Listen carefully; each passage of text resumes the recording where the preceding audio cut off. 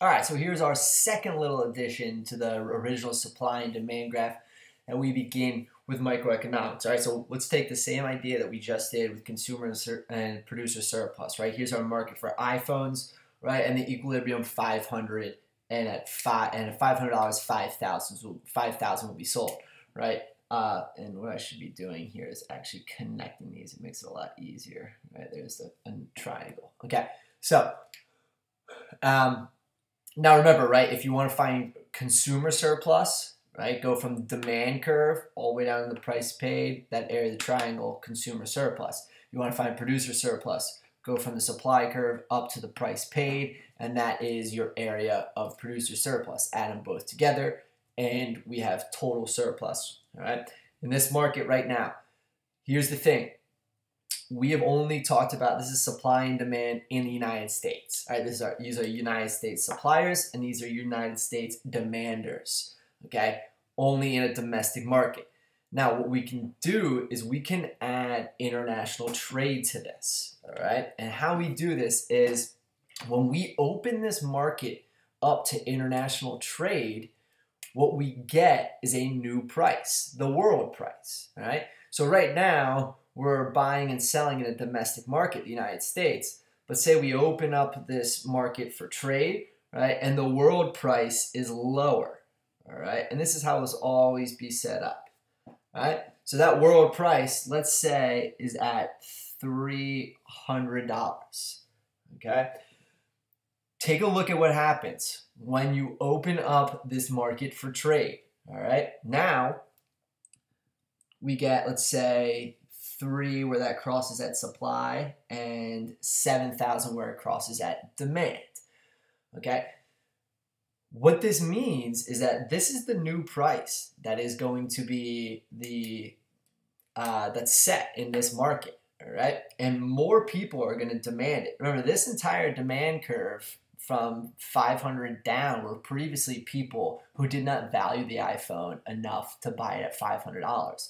Well, when we open this market up to trade, now the price is 300. You include what, from 5,000 to 7,000, 2,000 more people in the United States in this domestic market who will buy it because they value it at 300 or above, right? The problem is you cut out suppliers, right? Now we go from 5,000 suppliers to 3,000 U.S. suppliers. These are U.S. suppliers, right? Because now these people right here, these suppliers from 3 all the way up to 5, they can't contribute because they were going to sell it for higher than 300.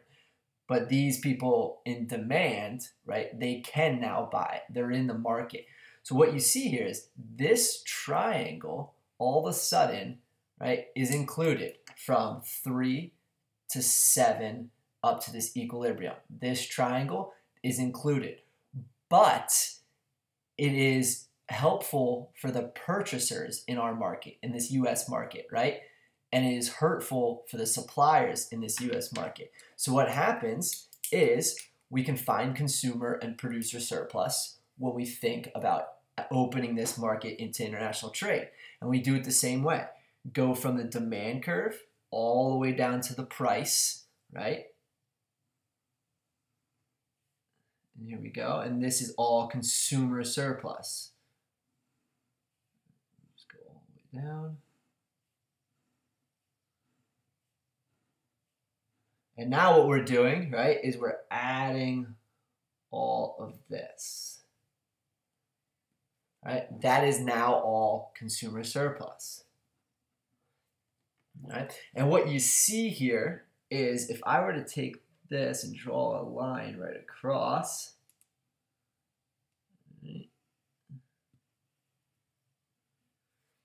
that square or whatever that is, trapezoid or something, right?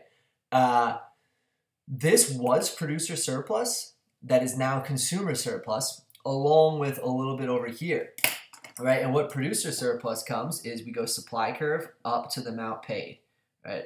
Supply curve up to the amount paid, right? And this is producer surplus. Now we could add these two together, right? Consumer surplus plus producer surplus equals total surplus.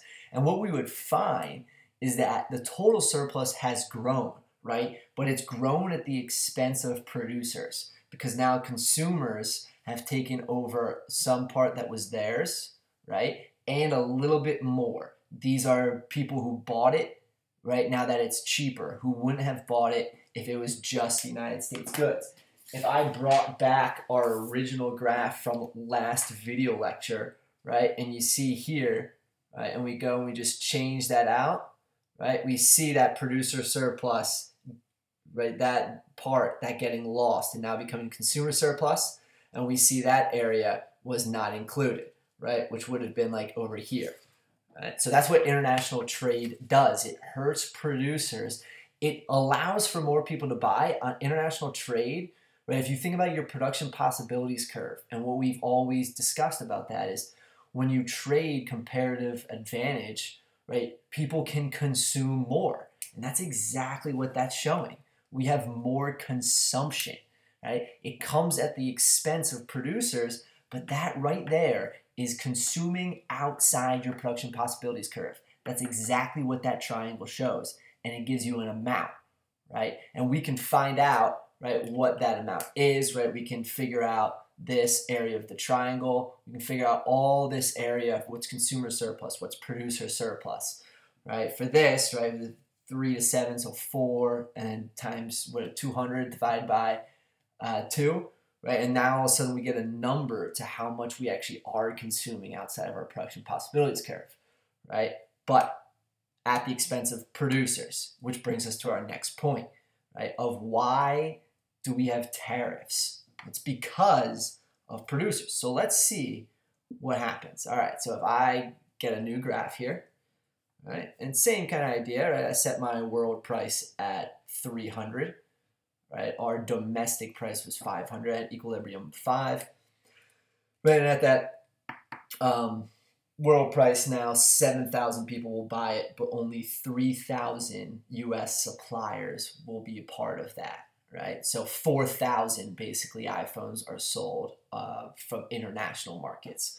Right, but what happens here is let's add a tariff. All right, and what a tariff is something to protect, is a tax basically to protect domestic producers, right? So this would be a tariff. Let's say the government comes in and says, all right, we know that the world price is 300, but we're going to set a tariff, right? That if you want to buy a good, right, say, I don't know, say you want to buy an iPhone from China, you're going to have to pay $100 in tax on that. So your new price is $400, right? Now what that does,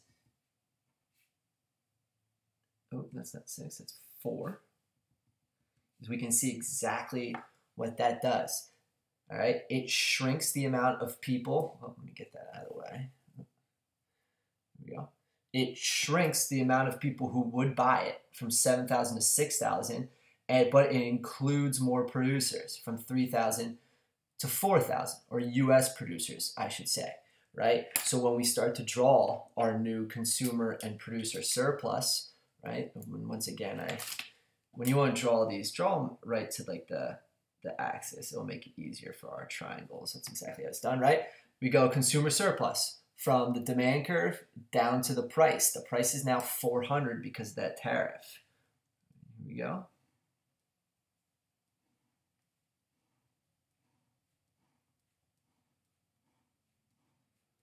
There we go, keep going.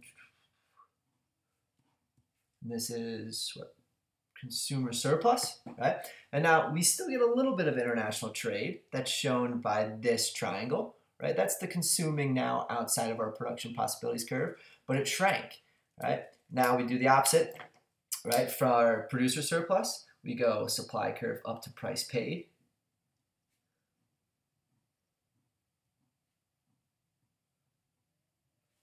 And there we go. Now, what we see here is that this from 300 to 400 and across, right, that area, that was consumer surplus. But when we add a tariff, tariffs help domestic producers. And this is how much it helped that domestic producer. All right. So that's how much we get. Now, there's a couple other things that we can figure out here. All right, so a tariff is a tax that goes to the United States government. That tax is illustrated in this case, right? So this right here is producer surplus, right? And if once again, if I look up here, if I just switch, right, we see how this area, this triangle shrank because less people are buying it, but we get more producer surplus. That's what tariffs are designed to do. All right. Now, we do get a tax. All right. So what we see here is that 6,000 people bought this good, right? And we'd say that, right, so 4,000 were from the United States. So that means that 2,000 people right here bought it from an international supplier, right, from China instead of the United States or something like that, right? So that means that 2,000 people are subject to pay a $100 tax. So what we get is this square, right there. And this is the amount of tax revenue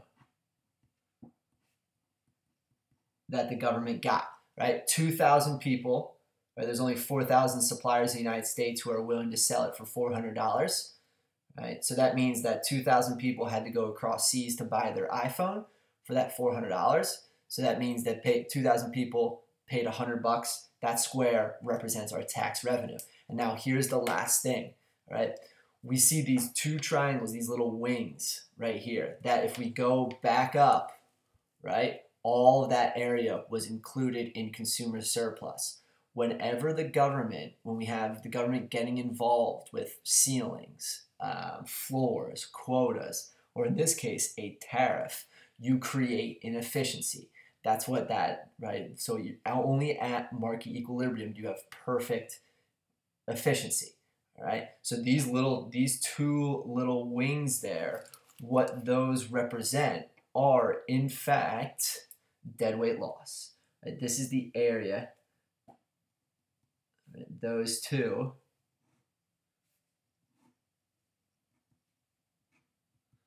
that because of the tariff are not included, right? And that becomes our deadweight loss, right? The area that shows that now our market is not efficient. And once again, in all of these cases, we can find the areas of producer surplus, consumer surplus, what the tax revenue is, how many people bought it from an international supplier, and what our deadweight loss is, all right? So those are the second thing that kind of puts a little spin on supply and demand for our microeconomics, right? We get consumer surplus, producer surplus, and now we get that world trade and a little bit of tariff in there as well. All right, give an attempt at those quizzes. Now you watched both, all right? And we'll do some more problems as we go throughout class.